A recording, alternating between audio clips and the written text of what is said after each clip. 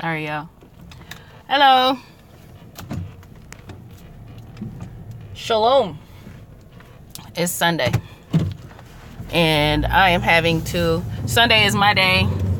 I go to our store on Sunday. And I work the store on Sunday. So, I also work it Thursday and Friday. But those are my days because I'm typically the wife that homeschools the children. So I gotta pretty much be there for the week, you know. So that's how we do things. The other wife goes to the store the other days. And we avail ourselves as needed on each other's schedule. So like today, the children are going to do a bake sale at another friend's business. And I'm going to take them there.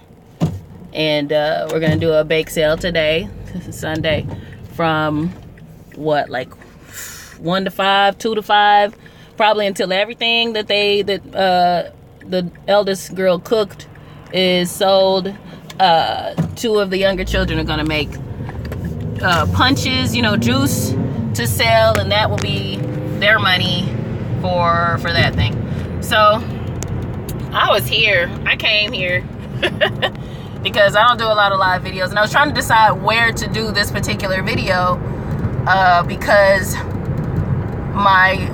and my co-share a channel. It's called The Co-Wives. So if you haven't seen it yet, please tune in, check it out. It's called The Co-Wives, and you will see us over there, and we talk a lot about a lot of things. And she goes live over there a lot more than I do at times where we're not actually talking about a topic, you know. So she's just doing family life. She's showing us gardening and, you know, walking the land with the children and stuff like that. So if you haven't seen that, please subscribe, go over there, check it out. But this is my channel. It's been my channel for a really long time, and I was trying to figure out where I wanted to do this particular video. Did I want to do it here on the Dream Girl 360 channel, or did I want to do it on the Co-Wives channel? I decided, obviously, to do it here. So here I am. The connection is bad on this street. I'm trying to get over here. Look how foggy it is. Ooh. It is super foggy through here. Yes. Shalom, brother. I was, okay, so I am currently almost 38 years old. And when I met my husband is born and raised Hebraic. He is born and raised Torah observant. And I didn't come into this for him. I came into this because I was headed this way anyway. At 19, as a Christian, I'd asked so many questions between the ages of 16 and 19 to the church I grew up at. They couldn't give me any answers for anything. Their answers were always just have faith. You ask too many questions. Like, you need to just chill out. You're young and you just need to have faith. That's not a good enough answer for me. So, you know, I stepped away from a lot of that at 19. And I met my husband when I was 22. But between 19 and 22, me and my sister, we had stopped going to Sunday church. We were looking for a Saturday church. Looking at Seventh-day Adventists. We had stopped celebrating Christmas and Easter because we couldn't find any evidence that we were supposed to be doing that in the Bible and Torah. So I meet him, and he's young, and he's telling me about his family's beliefs and things like that. But since he's young, he's not that great at explaining it. But we really like each other. So we're hanging out. He wants me to meet his mother. So I met his mom, and of course, her being an elder sister, she could explain to me everything. And I mean, on first meeting, me and this woman, we spoke, and we have the same first names, by the way. But we spoke for hours. I sat on her couch, and every question I had, this woman could answer it, and she explained some things to me that when she was done, I said, okay, so then I'm what you are, and I'm supposed to be how you are. And she's like, yes, exactly. I'm like, okay, all right. So after that, you know, we got married. Your phone. Hi, hey, shalom, Imagina. So we got married, and I mean, we got married probably 9 months, 10 months within knowing each other. And you know, we moved down here to Texas. Now, I have friends that I've known all my life. Like, all my closest friends are people that I've known from grade school, from early grade school. And this brother that I grew up with from 2nd grade on, named Paul calls me from New York and tells me that he's kind of going through the same awakening down here that I was going through up there. And we were just so excited. He was like, sis, when you move down, we got a fellowship. Like, you gotta come out here and all this kind of stuff. We come down and we totally get involved with the people that Paul is involved with, because Paul is like a brother to me. Okay, we were that close as kids. A lot of us are only children, and we just kind of, all of us, guys and girls, just kind of clung to each other, right? So we're still friends today, but I don't see much of Paul, and that's because of the situation I'm talking about. So there was a guy that was, I guess, running this organization, and we always called it a fellowship or an assembly. We never referred to it as a church or anything like that. It was never just as simple as a Bible study. It was a fellowship and an assembly.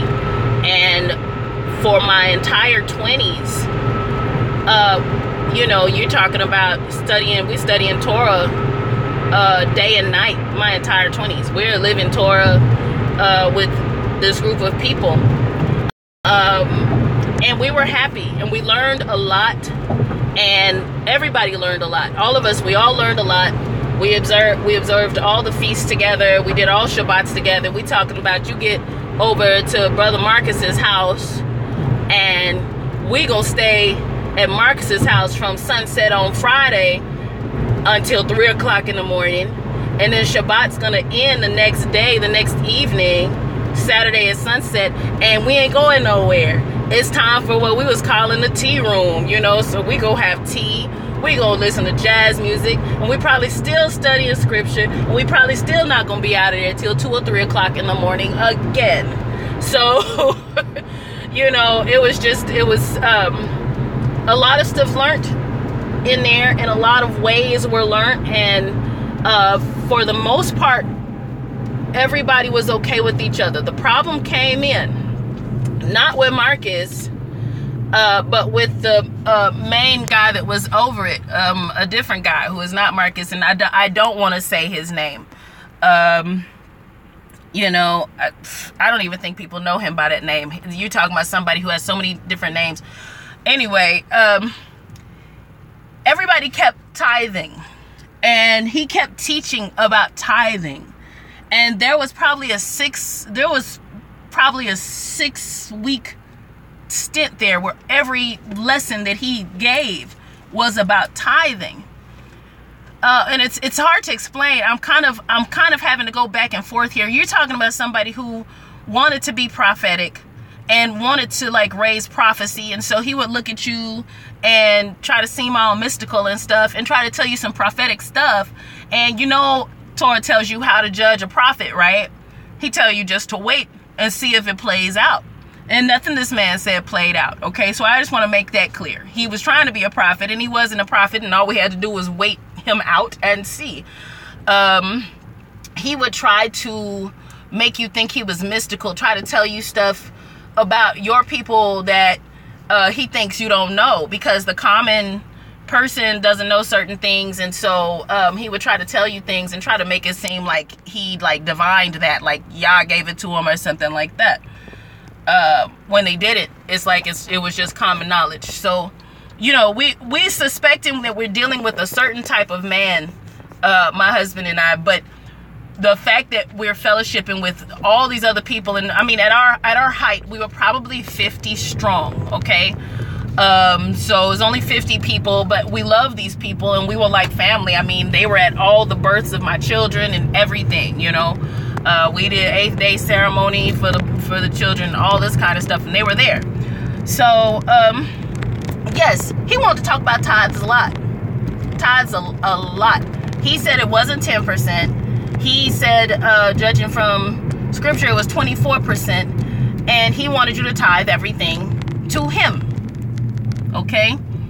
And some of the people have farms and stuff, and they were like, well, what are you asking for? Basically, they even figured out that this person's trying to ask for, what are you asking for? What do you want?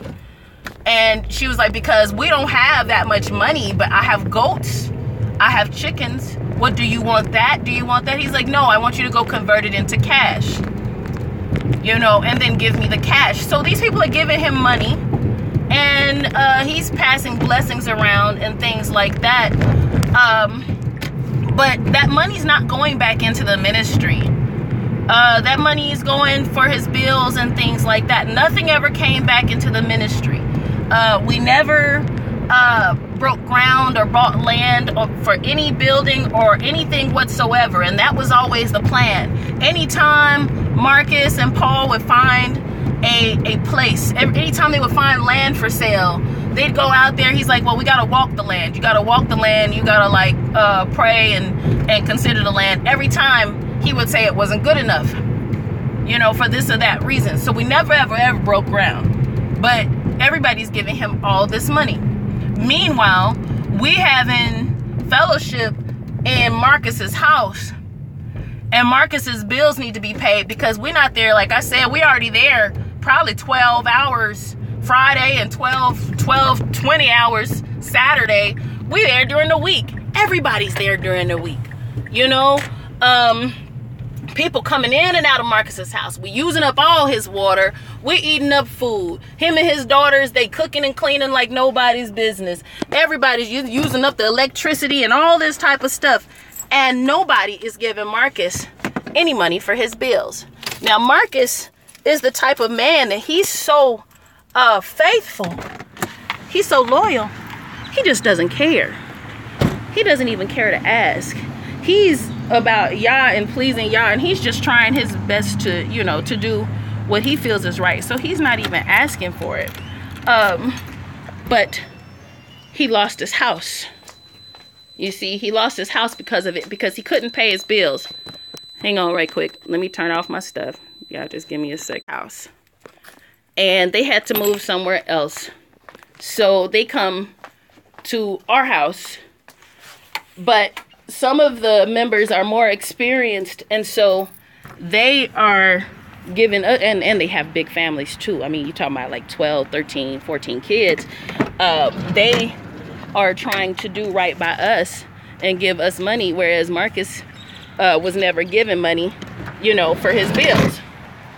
So Marcus lost his house, and then we start hearing stuff about this guy using things like, what's it called? Neuro-linguistic programming. And if you don't know what that is, you should probably look it up.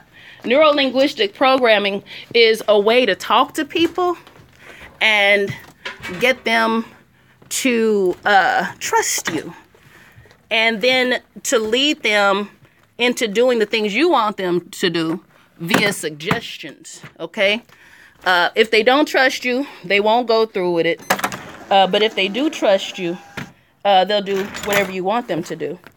Where's the sign button? I don't see it. I have to find that. So he'd been doing neuro-linguistic programming, okay?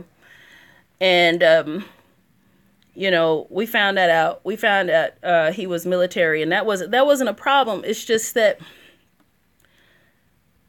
he used up all the money for himself and for his household. He would do things like, it's Yom Kippur, and people are fasting and things like that, but he would let his wife not be Torah observant, and she wouldn't fast. In fact, she'd be in there cooking. So she's cooking a full meal on Yom Kippur, and people are dying because they're so hungry and they're smelling all this food being cooked.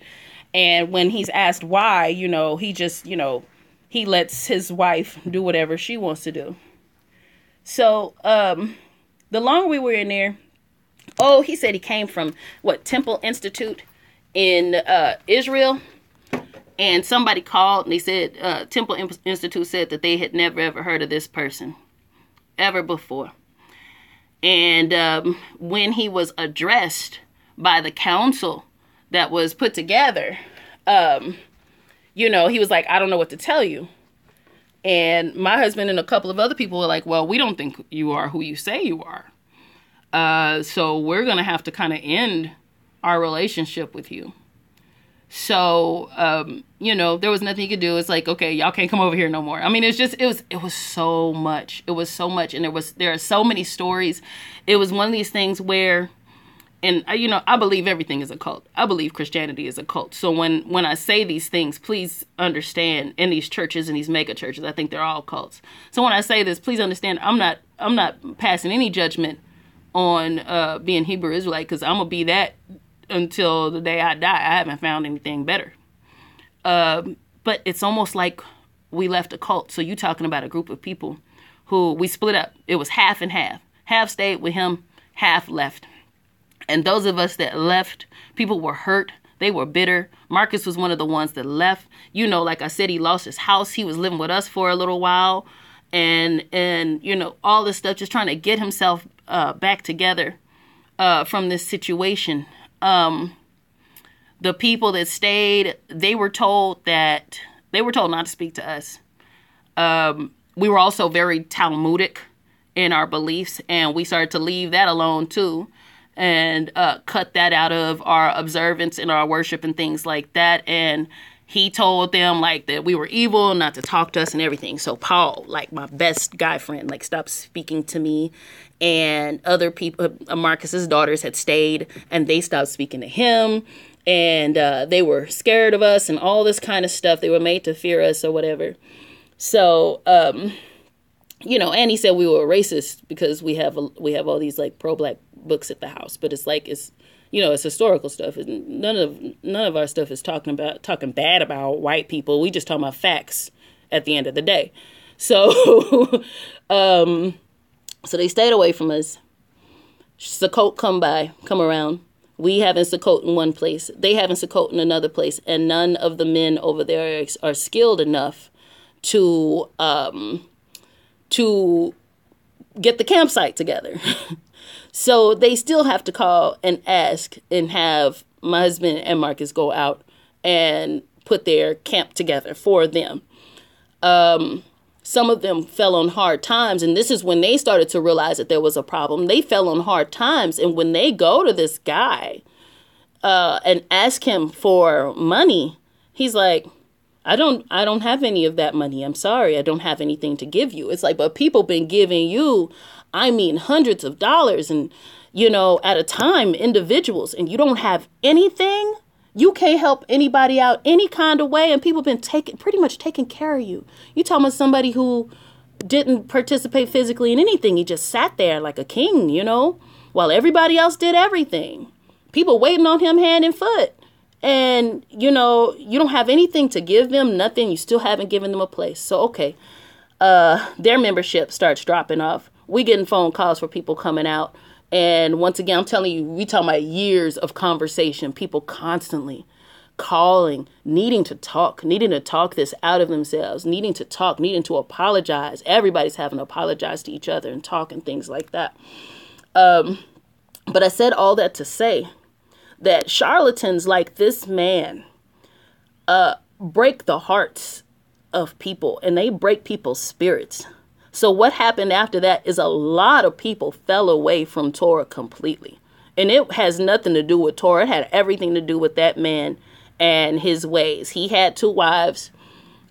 He kept them separate, completely separate, to the point where it was like he's lying to the first wife that the second one is still around. She knew about her from not even from the beginning, because he lied when he got the second wife. But eventually, the second wife come over to the house and show herself to the first wife. And when he come home, they both sitting on the couch.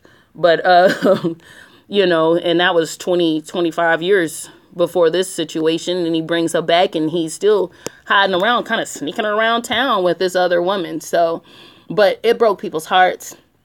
It caused, you can't, everybody's fallen away. We're still Torah observant. We still believe in Torah and stuff, but we don't get with any of these groups in town because we are just very leery. We're very leery of their intent and everything. And it's because of this guy. Other people are so not Torah observant that, if we invite them over for Shabbat, they're not going to come. if we invite them to come do the feast, they're not going to do the feast. You talk about people who was really into doing the feast. I mean, all of them, they're not going to come. They're not going to come. They're jaded. They're jaded and they're embittered. And, since we were one of the first to drop out of that group, I understand why. But yeah, we don't do the camps or anything like that. We've seen what happens, in our opinion, when we get too close and we find corruption. And it's so heartbreaking when you find this corruption. It's like, what do you do with that? I don't know what to do with the corruption that you find when you get too close to some of these groups. So that's, the most we would probably do around here. I have a lot of customers that are Hebrew, and a lot of them are having home Bible studies and things like that. Them, I kind of want to get with when we do, I want to see what they're doing for Passover, but after Passover, because I actually think that's too soon for us to try to get together and plan that. I'm pretty sure they're going to do their own thing, but definitely for the Feast of Tabernacles, Feast of Coat, I want to see what they're doing. I want to know. I want to know if they want to get together, here in Dallas, Dallas-Fort Worth area, and just see what they have going on. Marcus, just if you've listened to this entire thing, Marcus is doing fine. Marcus has a fellowship. He's out in Fort Worth, and that's just really far from here. So that's the only reason, we don't see them on Shabbats, because we'd have to travel really far to do that. And, so we're not going to travel that far for a Shabbat meeting, but they have their blog talk show, and they're doing great out there. He's got a lot of knowledge. The last few years, we have not done the feast with them. We haven't done Sukkot with them, but him and my husband still get together to plan it and put booths up and stuff like that, and borrow each other's tents. He's like, I'm going to have more people with me. Like, can I borrow some tents? And then we're like, we need a couple of tents. Do y'all have some tents? And so we borrow their tents and so on and so forth. So we're still very close to him. He's like family. His daughters are too, because they're out of it as well. So it's very sad. We lost a lot. We lost, I'm talking about emotionally. People lost a lot emotionally. And it's just not something that we ever want to experience ever again. I don't think anybody does. So everybody's just in their own place. When I write a post on Facebook, especially when the air gets to feeling a certain way, and you smell a certain smell in the air, and that smell tell you, oh, it's time for Sukkot. Oh, it's time for Pesach. And I put these posts and I start telling them, remember all the stuff we used to do together. Remember the days and the nights of study. Do you remember the lessons that we would come through with and everything? Because we were taught we all needed to be teachers. You don't have to be the best teacher, but we all need to be able to teach. We all need to know Torah well enough that we can teach it to others. And so, every Shabbat, somebody bringing a different lesson. In the middle of the week, somebody got a lesson. And when it came to the 7-8 day feast, a 7 plus 1 day feast, we get together and everybody got a lesson. You got a lesson for lunchtime. You got a lesson for dinner. You got a lesson at 5 a.m. And everybody's just bringing all this knowledge that they've come across in their studies. And it's one of those things, if it wasn't exactly right, somebody would try to, everybody would try to help you get back on the right track. It was not any arguing or anything like that. It was beautiful. It was beautiful. And my oldest kids, they grew up in that. And that was the life they knew for the longest, was just having people that are just like them. There were other children. It was some of us were having pregnancies back to back. I'd be pregnant, then the other one be pregnant. Then I'd be pregnant, and the other one be pregnant. So we always said our kids would get married and stuff like that when we grew up. But it doesn't seem like that's the case, because people have fallen away. But when I write my stuff on Facebook, the people that were involved in that, you'll see them commenting, and they're like, that was indeed us. They're like, sis, I'm crying right now because I miss that so much.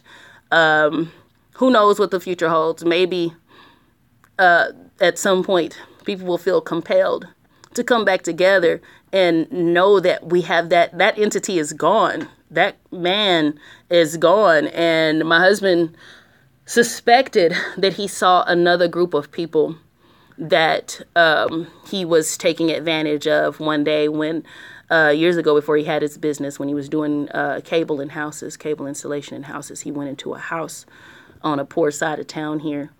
And he was like, the evidence was there that this man was there. The way they were talking, the things they were saying was very familiar. The way they had the house set up and the questions they were asking him to kind of like try to see into him, you know, were very familiar questions and things like that. He said, I think that's where he is. He's with those people now, taking advantage of those people. He take advantage of poor people. He take advantage of poor Black people. He takes advantage of poor white people too, and those that aren't very educated. They're not where they need to be just in understanding anything in the world. He does what he needs to do in order to get their money out of their pockets and into his. So who knows? He's walking around here probably, just ruining everybody's situation. So, but that's what I wanted. I just wanted to talk about that. I want to talk about charlatans and bad people in this walk that prey on the innocent, because a lot of those people were innocent and they're good people. You talking about somebody, Miss Katie, when she get her tax money back, she don't spend it on like clothes and things like that. Miss Katie goes and buys a ton of food and would come and they would store it at my house in a pantry. And that was for our sick and shut in, anybody that couldn't come, anybody, that was all on Miss Katie. You talking about good people. I don't know where Miss Katie and her husband are, but you talking about good people that were lost. And everybody's just gone. They lost because it's like, what do you do now? The person you trusted to guide you in this faith has turned out to not be who he said he was. And it's a mess. So I got to get on with my day. Like I said, I can't find the button to turn on the open sign. I don't know what they did with it. I don't know. I'm going to have to look around. So y'all have a blessed day. Look, I'm like, if you're in Dallas, come to the bake sale, even though it's foggy and cloudy and probably going to rain. The kids are going to sit up in front of Pan-African Connection over on Ann Arbor and Marsalis. And they'll be there till 5. And I'll be there too. So shalom. Peace out.